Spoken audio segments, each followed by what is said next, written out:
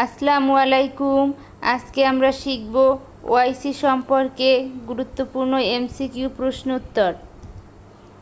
OIC এর পূর্ণরূপ কি? Organisation of Islamic Cooperation. OIC কবে প্রতিষ্ঠিত হয়? 1969 সালে। ওআইসি এর সদর দপ্তর কোথায় অবস্থিত? জেদ্দা, সৌদি আরব। ওআইসি এর মূল উদ্দেশ্য কি?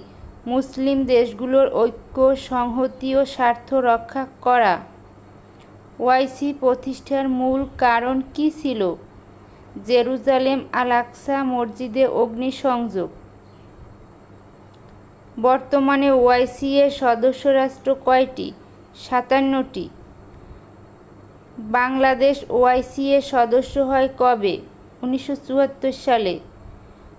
কোন শহরে ওআইসি এর প্রথম সম্মেলন অনুষ্ঠিত হয়েছিল? Rabat, Morocco. কোন দেশ ওআইসি এর সদস্য নয়? ভারত।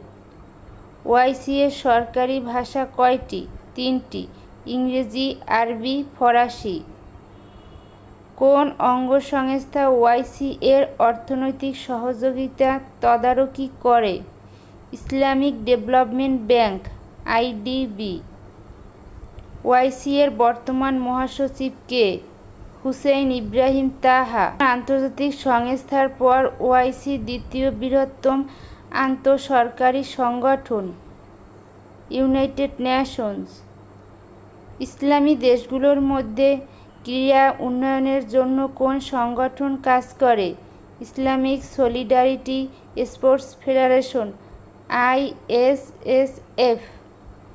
বাংলাদেশ কোন সালে ওআইসি সম্মেলন অনুষ্ঠিত হয়েছিল? 1983 সালে। আজকে এ পর্যন্তই। ধন্যবাদ সকলকে।